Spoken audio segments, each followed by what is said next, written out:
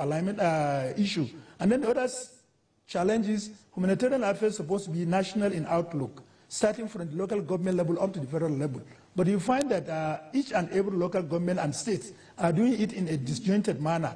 And this is because we lack a council of humanitarian affairs and poverty reduction that will develop through the ministry, that will ministry will lead in development of policy, quality assurance and oversight, which is also lacking. As such, we have already agreed and we are into a lot of advocacy visits to the state government so that we can have a strong council of humanitarian affairs and poverty reduction that will also allow us to work together and achieve our goal. And then the major challenges as of today, which one cannot do away with, is the issue of confidence, trust of average Nigerian and international community as far as that ministry is concerned.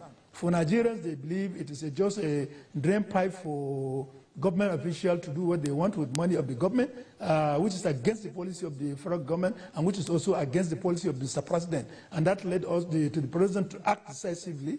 And in trying to correct that, Mr. President not only posts a minister in that ministry, he has seen the reason why, because of the enormity of the burden of poverty and humanitarian crisis in the country, to post 2 ministers into the ministry, and which we have also agreed to work together as a brothers and sisters so that we can all put our own effort to make sure that the making Nigeria prosperous as a besieged by President become a reality in the shortest possible time. And also, lastly, to see, we have seen a lot of changes, and I quite agree, something I mentioned here, even when I was in education, that when you say you want to correct, there's somebody you have a fracture of a forearm. When you want to correct that, you are going to inflict some pains, and that pains are enormous enough. That's why in medical profession you have to use anesthesia. Now, for Mr. President, we have a lot of reform program that the people that we think that ministry is supposed to serve as a strong buffer in absorbing or reducing the shock that Nigeria will be experiencing through the process of reform in the country. And so, Dr. Sununu, to ensure that I like the example you have used, if you can hear me. In fact, some have said that in the medical field, anesthesia comes before the real operation, and that Nigerians should have had this buffer, made. This ministry should have grown wings and established even before the very critical policy decisions Mr. President made earlier on in the early days of his administration. But as we speak now, Nigerians are eager for meaningful change and tangible results from this ministry. I'm wondering if you consider this I think that was what is done, but what we got different here is that the buffers were there, but because of the disorganized nature of implementation, it's not making impact as so desired.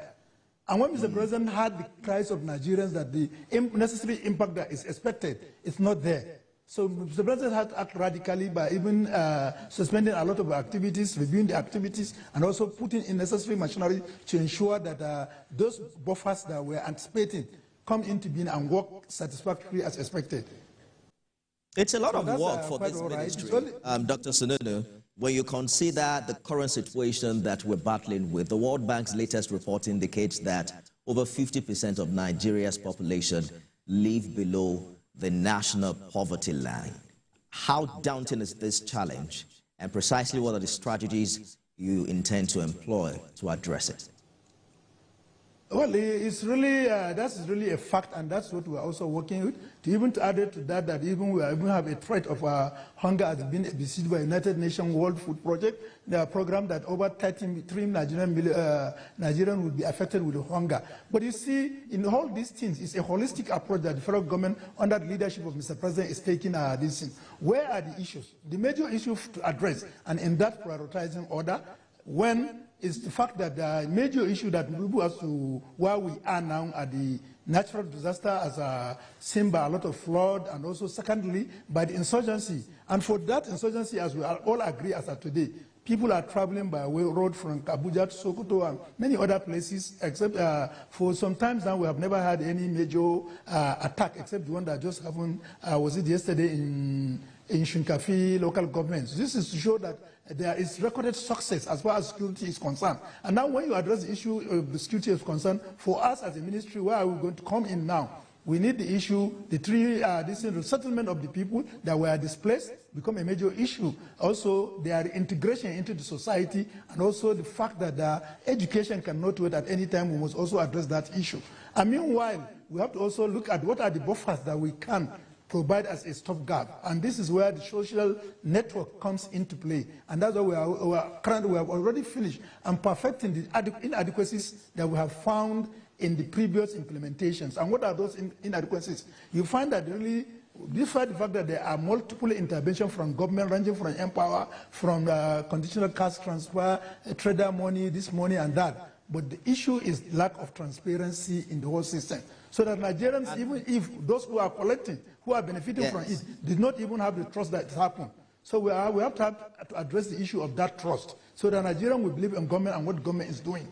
And in doing that, we must ensure that we have a proper record keeping, that will ensure that our social safety net register is working and has been updated to meet the test of the time, that can stand the international best practice of how social registers are formed. And once we do that, we have regained the international community's confidence in Nigeria. We also believe in what we are doing, because people now see it. And the other issue that we have also noticed previously was the absence of a third eye in terms of executing humanitarian affairs intervention in the country. It means that the journalists, the non-governmental organization, the civil society group were completely excluded. And now we believe that for us to improve in our transparency, for Nigerians to also believe in what we are doing, we must join all these three together to work together as a team, so that they can be our also trackers who can now tell the Nigerians what we are doing, and will also be able to advise us on where we go wrong, because we see it is going to be apparent, just as they are being provided by the Freedom of Information Act and many other government documents that we can rely on with. And when we do that, and people believe that what we are doing is transparent, I assure you that even Nigerians can approach the ministry for the confidence they have in the ministry to also act on their behalf to intervene in some humanitarian crisis in some areas. And we have demonstrated this. When we came in, we had the issue to go and share some palliative in Bauchi State and also in Plateau State.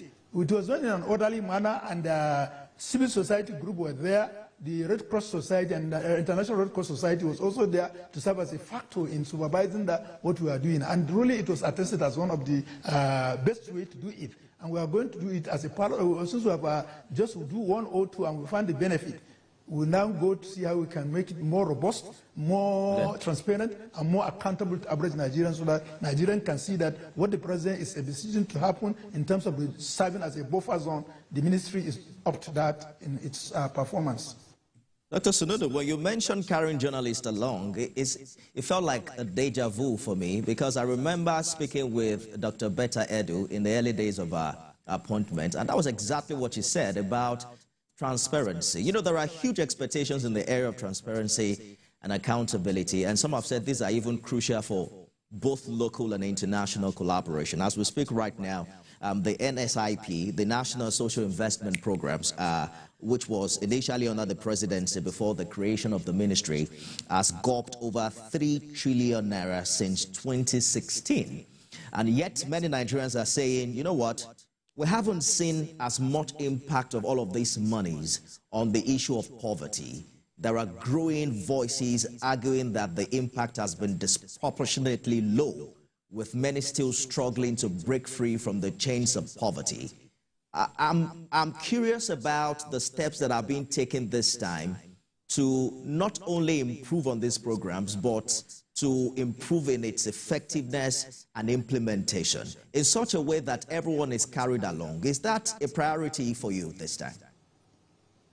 This is what I told you. Earlier I mentioned that there is a malalignment within the ministry, even between the political head by the minister and then the technocrat of the ministry, led by permanent secretaries and the directors. So you find that, sorry to say, it's not really to say that there are a lot of issues that really we have to control, we have to look at it closely, which we have looked at them and we are working and we are finding solutions to it. And I mentioned that, let's see, you have mentioned a lot of people's report in terms of the 3 trillions that have been spent without a regard. And you also, a lot, even when I was in RICB yesterday, so much billions were being mentioned that have been siphoned from the account of the ministry. But I ask the question is, why is it that always, when it happens, only the ministers responsible for that ministry are the ones indicted, or the head of NSPA that are indicted, who are the administrative head, without any director or any other person being implicated? So it means that there is a disjointed running of that ministry. Either there is a better power from the head, or the inputs of the technocrat of that ministry is not being respected by the head. And therefore, somewhere somebody, let me take the position of cinder lock, so that whatever happens, I will know I'm not part of it. So, and we have tried to see how we can correct that malalignment in trying to agree that everybody is a major stakeholder. Everybody is a major stakeholder. And more or less, there are also some financial procedures, which is guided by financial regulations, which we agree that we must adhere to that 100%. Because once you adhere, you see, one thing with government fund, without conspiracy, no kobo can be used.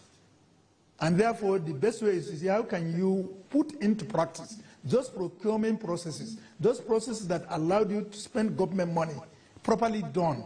And that's why we said that in doing that also, when it comes, you can buy and this, but when it comes to implementation, you meet the diversion of such fund. And I say, okay, we will insist that we'll follow the due process in procurement processes. And then in terms of distribution, to reach average Nigerians, we must also collaborate with the local and international body to ensure that those targeted to benefit from that palliative or relief are the ones that benefit for it. Let's say, for example, if you look at a lot of, even when I was in House of Rep, and even right now, a lot of members are doing a lot of palliatives. You will see somebody who has benefited from Empower, benefited from intervention from the House of Rep member, benefited from that of the senator, benefited from that of the local government chairman, state, and many other. He also benefited from the, what do you call it, the grant and loans for agriculture, and many other things. One person benefiting from more than 15 to 20 intervention of government with somebody who is the actual target to benefit from that getting nothing. So how can you convince that person that this thing is done? Definitely he cannot be a decent. But when we work hard and we ensure that things circulate the way it's supposed to be, and it has reached many people, then Nigerians will believe that this government are decent. Let me just say one example now. When I was in the House of Rep, I was in one of these countries, Rwanda. And I asked the chairman of Rwandan Corporation, when I was looking at the NHIS, that they are paying, Rwanda is paying $3 for a 1 year this thing. And I said, what is the response? She said 100%. And I said, why and how did it come? He said, the government has earned the trust of people. When you say that you see Coca-Cola first thing in the morning by 8 a.m. in front of your door, you will see it. So that's why whatever the government asks, it has been done. So, and that's why I mentioned earlier for us, the major crisis and major issue of that ministry and what Mr. President is directing us is to gain back the trust of Nigerians and the international community on that ministry. Dr. Sonano, we are counting on that. And the only way we can get that return is to ensure that there is effective distribution of the little resources we have. You know, some have said that these poverty alleviation programs were poorly designed and executed amidst allegations of mismanagement, corruption, and inefficiency that we have talked about. So there are quite a number of them that have been suspended following what happened prior to this time, Empower, Trader Money, Money Market, and what have you. Are you scrapping them completely, or you are bringing them together into a single stream? You see, the whole of the DC, if you look at it, is a National Social Investment Project Agency. It's the body responsible for coordinating all of the social investment program of government. And then each one has also its own coordinating office and coordinating officers who work together with the chief executive officer and then reporting to the ministry.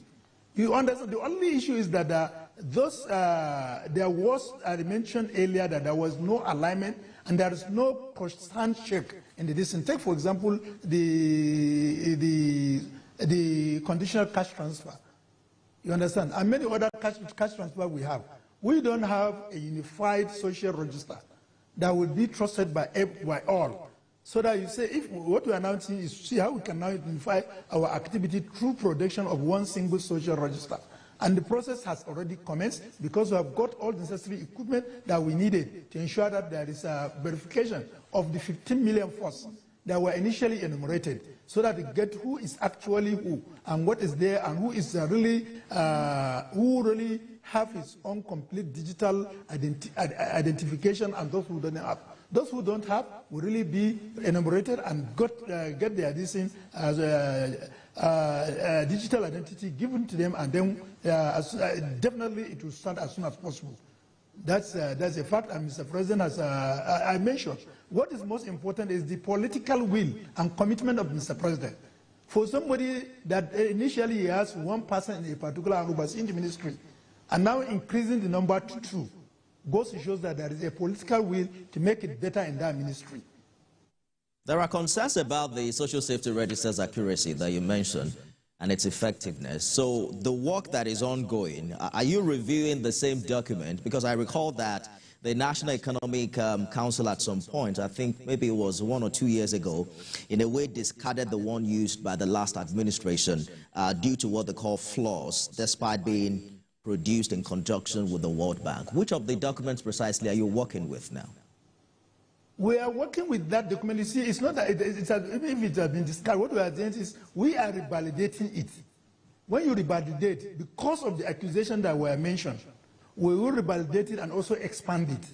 Because, you see, why do we need to expand it and why do we need to revalidate it? That is produced over years, and along the line we might have lost some people. And then along the line, some people wouldn't have qualified now to be in that social register because by virtue of their destiny already, they have moved out of that poverty that is supposed to leave them in that register. So, and also there are some people who by virtue of certain circumstances, in terms of displacement, in terms of a lot of areas that we have also, before they don't have the need to be in the register. And then today they have that need to be in that register. So we have to, that's why we have to review it. And then that's why we also look at the accusation mentioned by people. Some said the way even the register was organized, nobody, if you go to your society, if you ask them, has ever somebody come to ask you who is the most poorest person in your environment, how many toilets do you have, whether you use a closet or you use water system or you defecate in the bush, they will tell you that nobody has gone to ask them questions. So people believe that really the register was just raised in them for a few days. But what we say now, okay, let us now follow the practical steps, because the first things that can make Nigerians trust whatever that ministry is concerned is the efficiency and transparency in generating the register we are going to work with, or we are revalidating. So when we say we are going to start, it may be this, but it's easier to even revalidate what you have than this thing.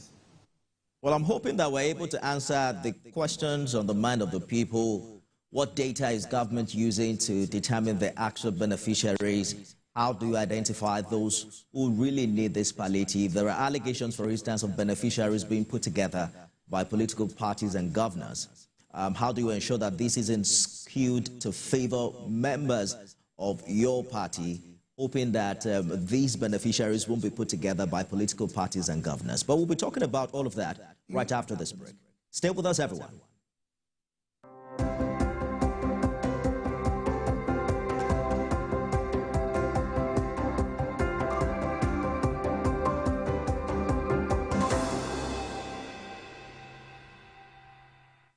Doubt and fear doesn't occur at the canvas, it shows in the canvas. It shows the conation of raw earthen material slabbed, stroked and molded at a pace provided by the doubt and fear. Every move way in the struggle of one to the other, merging the past to the present, brushstrokes of colors seen but not known. For when the wailing stops, the pieces settle down in abject beauty erected for a century of a century. Speaking, advocating, protesting as the arts are meant to be.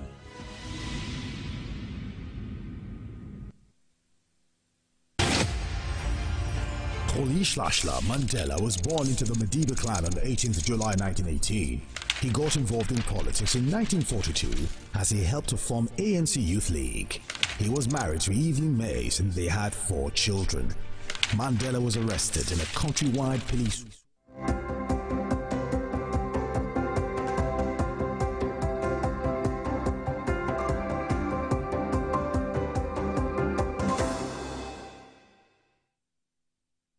Dr. Yusuf Tanko Sununu is the Minister of State for Humanitarian Affairs and Poverty Reduction. He joins me live from our Abuja studio. Honorable Minister, thank you for staying the course on this conversation. Some critics have also claimed that components like market money, trader money, what have you, have become mere gimmicks meant to secure more votes during elections. You are also coming on board with a robust political background, two-term member of the House of Representatives. How do you, address these issues, that this is not just an APC thing, that will benefit those who have supported your party? Well, if you look at the statement of the CBN and then the backing of the president, you find that really there are robust issues that were being put in to address the issue. Even though a lot, average Nigerian, we are in a democratic era. Whatever you say, people will still go ahead and make their own criticisms, which they have right to do that. And we also listen to that criticism so that we can make our work to be nearly perfect. You see, the whole thing is, if you want to ensure that there is transparency, it must be generated in the most transparent way. And there must be certain things that you must ensure they have. The issue is, what is that identity?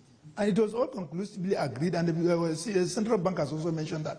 Henceforth, all those money to be shared must have a digital identity. And this digital identity has 3 or more components. And one of the components is you have to have your NIN number, 2, you must have your BBN number, and 3, you must have your bank account number. And when you have these 3, and you are working with them, and a system that you have a single register that you are working with, it prevents duplication, multiple access, and so many issues. It will also improve transparency. But the issue and question being raised by average Nigerian is that not everywhere you have a bank, not everywhere you have this thing. But what we have agreed now, whenever we are going to revalidate this register, we have to work, and we are working completely with the NIMC, National Identity Management Commission, so that we can work together with them. As you are enumerating you, they are also giving you your NIN, and also we have to also work with World Bank and other banks. World Bank have been represented there, so that at the same time, when you have your NIMC, you can generate BBN, and then you can also generate an account number for every person, that individual. And then that's why I mentioned that there is malalignment in the country. In education and many other ministries that have council, those decisions are taken in the council, owned by everybody, and they will go down and cascade it and step it down so that you can have a uniform acceptance. And this, as of today now, we don't have National Council on Humanitarian Affairs and Poverty Reduction, though we have agreed that that will be also our major program and success to establish that council. But meanwhile, in the absence of that, we have to work from ward, at ward level, to ensure that each ward, those people that are due to be in right register, will be given those 3 numbers instantly at a stop shop. Not you go and come back, go and come back. Some may not be able to do that. It sounds a lot like... we have also, as mentioned earlier, we have started advocacy to the state governors and the Nigerian Government Forum, so that all of them, we can get their buying in and work it together. If you walk through the Nigerian Government Forums and through the other, from what level, what can you say, you find that each and every party that is supposed to be a party that has a seat is represented in that. So you cannot tell me because this is not, no, it's not an APC affair, it's the affairs of Mr. President, because he was voted by Nigerians and he's leading Nigeria. So it's not a party affair. It sounds like... If it's going to be a party affair, it will have been championed by the APC national chairman. But this has been championed by the Ministry of Humanitarian Affairs. I hear you clearly, Honorable Minister. So allow me to butt in, if you can. It sounds like you are designing a strategy for automating the process. Specifically, are you saying that the days of giving out cash in marketplaces and villages are over?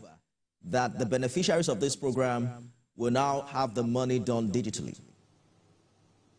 Even if you are going to give the women market women in their business, you have to encourage them to have a digital account. You have to.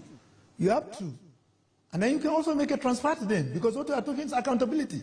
If I go to, let's say I go to any market and give 50,000 women, and I now said I've given 5 million women, can you disprove that? You can't. But if it's used through a digital listing, the account numbers and everything will be there. If I say I've given 50 million, you will see those 50 million in terms of the account number, everything. So, and it's going to be a timeline in terms of record. So this is what we are saying. We see the issue is about accountability. And that's what Mr. President is also saying. Accountability, be accountable. If you cannot be accountable, look, government money, when you remove it, there must be a process and procedures. And I said so. Now, most of those who are listening are backed by data that after implementation. If I've given 50,000 women without record of anything in terms of their name, how will I now convince the auditors that such money was spent through those people? It becomes resistance. So if I'm indicted that I've never given anything, I only give 3 or 5 people, I can't defend myself. I cannot defend myself. And the government will be subjected to a lot of ridicule.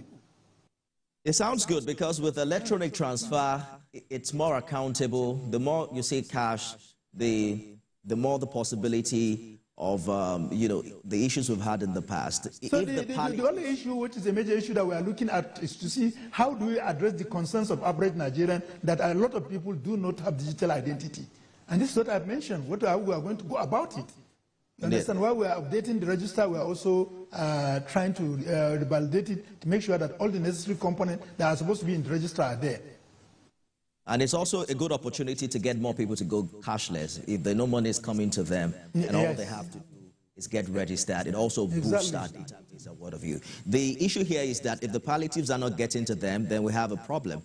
It becomes what we generally conceive as a conduit pipe for corruption and mismanagement of public resources. The responsibility, many Nigerians are now looking forward to your ministry to adopt all of these effective strategies that you've talked about. Let's talk about the partnerships and collaboration that your ministry is considering in the new year in order to achieve these goals. Well, we have a lot of collaboration in terms of the execution of our activities. And if you look at the 8th point of agenda, Mr. President, it shows a lot of areas of collaboration, interministerial, and then it even says you tap from relevant skills. When you are tapping from relevant skills, it doesn't restrict you to only your ministry. You look at what are the core ministry, but we are going to start it within the ministry. As I've mentioned earlier, we have a lot of we have agencies within the ministry that have, in terms of their distance, in terms of their functions, are somehow interrelated. If you want to provide humanitarian services, for example, people under the senior citizens are in that group also.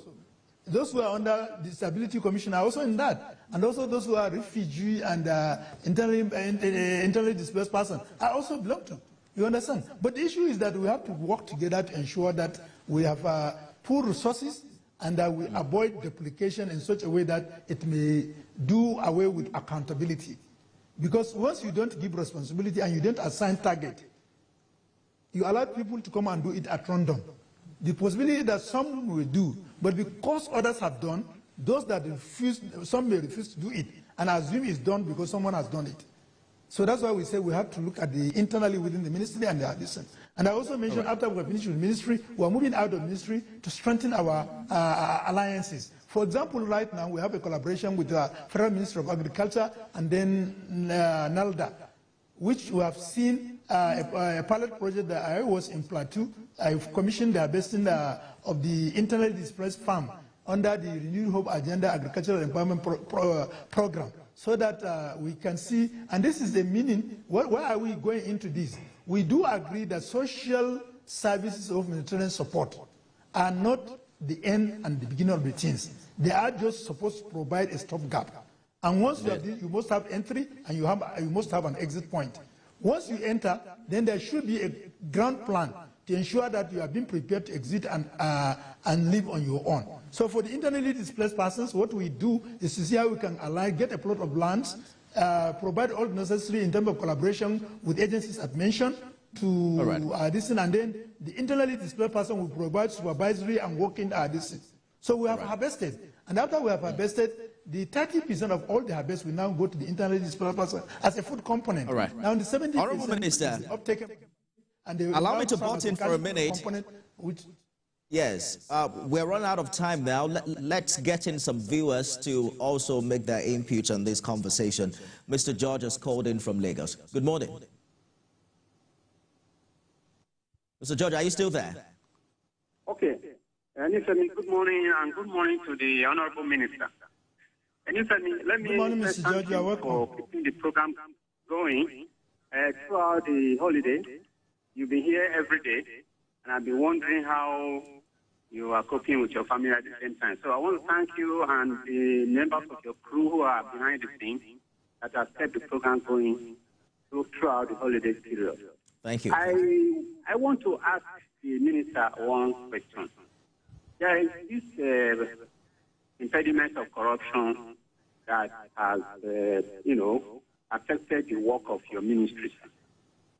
I remember there used to be a school feeding program. That one doesn't seem to be on the scene again. The number of items you take care of, why don't you reduce them? If you ask me, I will say either you concentrate on the school feeding program or you monetize it to the students of the schools. At least we can say in this school, there are 1,000 students. In that school, there are 500 students. And this is how much was given to them to feed themselves while in school for so period. That one, you can account for it. For this one that we are sending to parents, market women, and all that, they are all subject to the degrees of corruption. Do you want to consider that? It's just a question, sir. Thank you. Well, it's a question and it's a proper question, but let's look at the concept itself of the homeschool ground feeding program. It's not only meant, yes, it's meant to not only to address the nutritious requirement of those primary 1 to 3 pupils, no. It's also meant to empower local community in terms of, in countries like Brazil, Kenya, and many other countries that have gone far in school feeding problem. That is used to source food material from the local environment of that distance. So through those sourcing, you are improving the market of those local communities. So some will go, some may start small poultry, that egg can be purchased from them, others will be concentrating on farming and producing for vegetables for it to be used. You understand? And so you also have aggregators who now come in to ensure that the farmer that produces that is not in any way shortchanged, and also to ensure that the farmers do not, and then the field millers will not also shortchange the student by giving him inferior quality food. You understand? But what is just needed is for us to, as I mentioned earlier, the internal auditing we have done to ensure that we adhere to due process in terms of our award. You understand? When you give somebody who has no capacity to feed his family a school to feed, you are really not helping the situation, and really he cannot manage it the way you want to. So it shouldn't be as a means of settling political needs of an individual. It should be as a means of ensuring that more students are enrolled in the school, more students are returned in the school, more local community are empowered to produce food locally to aid our food security in Nigeria. So it's a whole lot of value of change that we can do and make it better. And I think that's what we are going to do. And then if you look at the school home feeding program, it's not limited to Nigeria. It's as international as big as Japan and economically they have problems. They have school feeding programs. You also have it in India. You have it in Ghana. You have it in many countries. And then we have seen the advantage.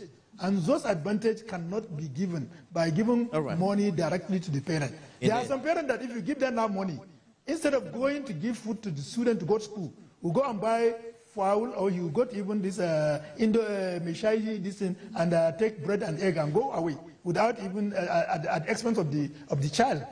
So we have to look at the pros and cons. So I want us to quickly explore the position that some have also talked about. For instance, some have argued that skill acquisition is more effective than food palliatives in reducing poverty. Do you intend to balance these approaches in the ministry's programs? Yes, I quite agree with you. That is true. Palliative, I mentioned, is not a permanent solution. It's just a stopgap, because at any time you must have emergency, either natural or human-made. And when you have such natural disasters or human-made disasters, palliatives come into being, because you cannot allow your people to just roaming away like that. Because the president wants to improve the prosperity and the dignity of average Nigerian, and that must be protected. So palliative will still come to be. But that's what I mentioned, and when I also planning to tell you that we said I mentioned earlier, there must be an entry and exit point of any humanitarian fine. And then during the humanitarian provisions, that's where now we come with the concept of skill development. And right now, in this month to come, we are going to focus in 3 areas in terms of our skill development.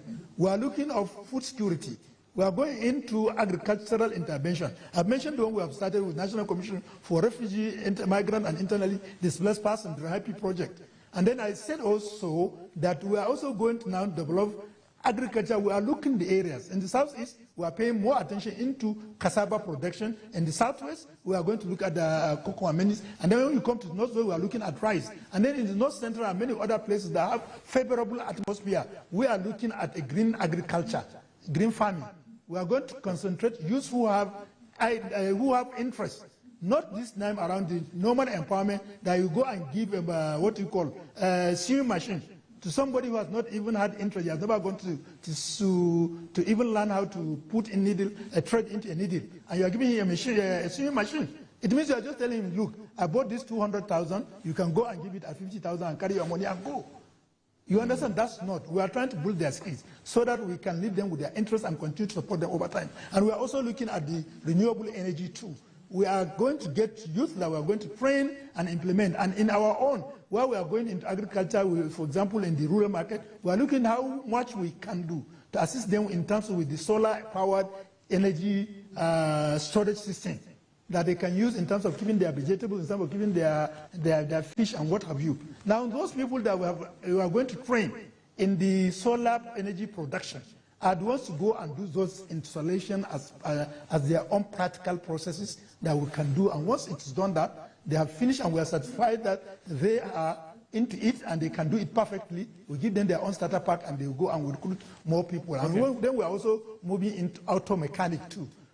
In the auto mechanic, we are also, just a few weeks ago, the minister was in Lagos. He met with the GAG Motors, and they have a lot of training centers in the country, and we are going to also partner with them. And then we have a lot of other side, like if you go to Kaduna, Panteka is a very old lot of areas where mechanic issues are addressed. If you go to Lagos, if you go to what do you call it, when you are talking about repair of phones and this, the village there are a lot you can do, and we are working together also with my experience and stay in the Federal Ministry of Education with the National Board of Technical Education, so that all those that were trained under this program, we have already sounds like a long list, and it sounds robust. We lost a call from Samuel in Jalingo. We apologized for that, but Reverend Dominic is on the line. If we can take that call for about a minute before we go. Good morning, Reverend. Please go ahead with your contribution.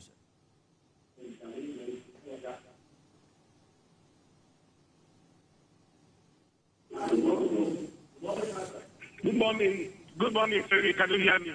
Yes, please turn down the volume of your TV. I don't know if the honorable minister can hear me too, so I want to direct the question to him. Can the minister hear me? Yeah, I can hear you. I can hear you. Okay. You are welcome, Reverend. Good morning, honorable minister. This is a question. Good morning, Reverend. You are welcome. Yeah, honorable minister, is this scheme made only for APC members? I ask this question because of this. I'm a pastor. I'm not just an international pastor. I'm a local pastor. No, let me correct you, sir. I didn't say for APC. I said this thing is owned by the federal government. And it's not, you mentioned whether it is an APC affair. I said no. I said it's national. That's why it's not run in the headquarters of APC. Yes. Yes, I know. Can you get the question? Yes, sir? Yes. Okay. Get what we're doing. Yeah, okay, sir. Okay. Get my drift, sir. Look at where I'm going to. Don't listen to me, sir. Okay, sir. I'm listening. What I'm trying to say is this. As a pastor who has a lot of poor people in this church, I don't find anybody who is a beneficiary of this thing. What I'm trying to say is not only APC members. At least who are pastors, are some people on the, on grassroots. So to find one or two persons that have been in the beneficiaries of this thing. Since the days of Buhari till now, I have found one. My solution is this. Instead of you putting this money in humanitarian affairs and the politics, why don't you create, key accusations? If a man gets a skill, whether it's a bricklayer or a tailor or whatever he does, or a painter, when he's going to paint a house, you're not going to ask for, is it APC painter or APC bricklayer? It will be a service to a nation. This politics is not helping because it's not getting to grassroots. I'm a pastor. I live in a demonstration here. I pastor a very poor people. I'm not seeing one person who got to 1 naira. Well, the Reverend. Uncle, I don't know if you have heard him well, so that you can tell me his question. Yes. I was also struggling really to get a grasp of his contribution. I think he had a very poor network. But, Honorable Minister, we have completely run out of time. But I think, let me just say that from my dissing, let's just agree that this is a national project, and Mr. President is for all Nigerians, and Mr. President is sure that poverty doesn't say this is APC, PDP, AFGA, or any other person, and he's leading Nigerians. Where party issues come, Mr. President will clear-handed it as a party issue. Where national issues are, Mr. President also will address it as a national issue. And as far as the issue of humanitarian crisis and poverty reduction is concerned, Mr. President is addressing it as a national issue. And that's Thank you so much. To the ministry, we must take the issues as a national one. For example, now I was in Plateau, I've mentioned. Plateau is not an APC state. The governor is a PDP. You understand? My minister was in, we were supposed to be in Bauchi last week. We couldn't make it. Bauchi is also an APC state. We are going there on the 7th of this month, if not for the budget depend. You understand? So this is to show that we are addressing issues as national based on their exigencies and the need. You see, humanitarian affairs is something that is done by need of the society, and President is fully aware of that. I'm shocked that 1 hour appears not to be enough for this conversation. Dr. Sununu, perhaps we're going to continue this conversation more often in the course of the year. I've been speaking with the Damadin Yauri. I hope I got that right. The Minister of State for Humanitarian Affairs and Poverty Reduction. Thank you so much for talking to us on the program this morning, and Happy New Year to you. Thank you. Well, that's our program today, everyone. Thanks for being a part of it. We'll be back subsequently with more. I am Nifemi Okuntoye.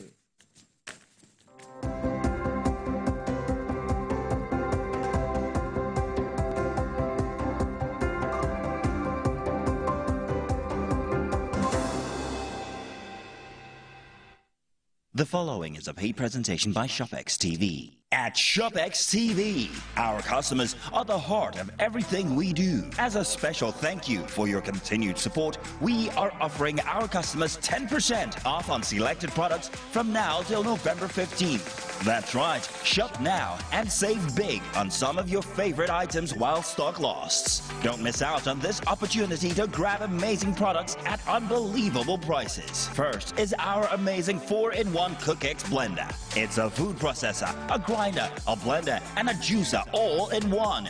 The CookX 4-in-1 blender comes with 3 versatile cup sizes, each crafted to handle special tasks perfectly. Imagine effortlessly whipping up smoothies that are truly smooth, pounded yam and soups that are flawlessly pounded and blended. You would normally pay 189,950 naira for the CookX 4-in-1 blender, but call the number on your screen right now or scan the QR code and get it for just 170,995 naira. Incredible! And that's not all. You can get the CookX 4-in-1 blender in 2 easy payments of 85,498 naira. That's right, pay twice to get this amazing cooking solution. And we are not done yet. ShopX TV is proud to introduce the ShopX Ultimate Crunch Exercise Machine. The 6-in-1 machine is designed to take your fitness to the next level. No need to worry about expensive gym fees. You can now work out from the comfort of your home and achieve results. With Ultimate Crunch cutting-edge technology, you can transform your body. Its enhanced features deliver a full body workout that's efficient, effective, and enjoyable.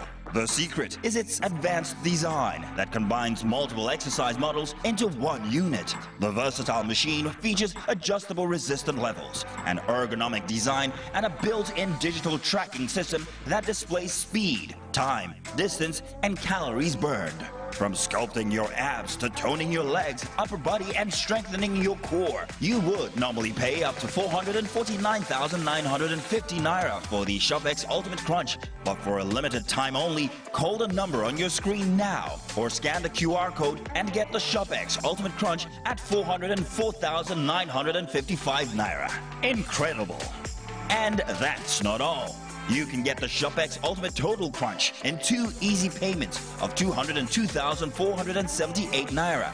That's right, pay twice to get this amazing fitness solution. But hurry, limited stocks available. So call the number on your screen now or scan the QR code or visit our website to place your order while stock lasts. The proceeding was a paid presentation brought to you by ShopX.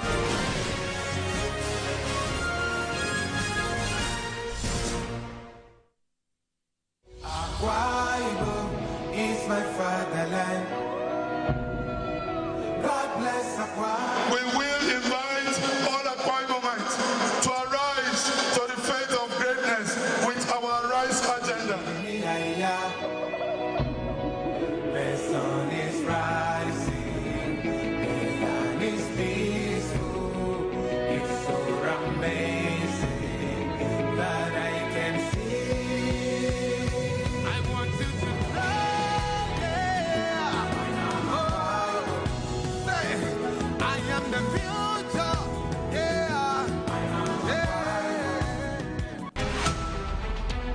Every major news story is with Benic perspective and layered with different levels of impact. Hello.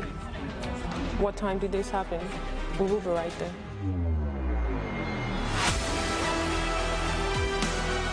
At TVC News, we follow the big and major.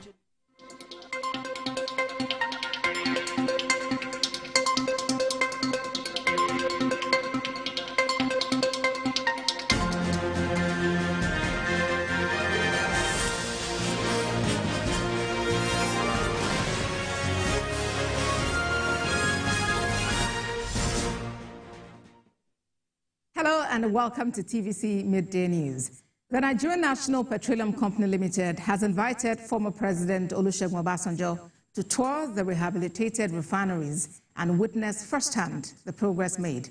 The invitation follows earlier criticisms by the former president in an interview where he questioned the operational capacity of the Port Harcourt refinery, which recently came on stream. NNPC Limited, in a statement earlier today, said the invitation extended to the former president is for him to verify the operational status of the oil processing facility in Rivers State. The NNPCL says the facility is designed to meet world-class standards. NNPCL also explains that it has expanded beyond oil and gas to become an integrated energy company, which focuses not only on harnessing traditional resources, but also on developing cleaner, cheaper, and sustainable energy solutions to meet Nigeria's growing demands. In 2024, Nigeria's oil and gas sector witnessed transformative developments defined by reforms, new investments, and enduring challenges. These events underscore the sector's vital role in the nation's economy and its efforts to transition into a more sustainable and self-reliant energy landscape. Helen Osamede-Akins takes a closer look at the key activities that shaped the year. The fresh subsidy is gone. The removal of the petroleum subsidy in May 2023 contributed to impact activities all through 2024, reshaping the oil and gas industry. This policy sparked market reforms leading to price deregulation designed to attract private investment in refining and distribution. The reform also caused a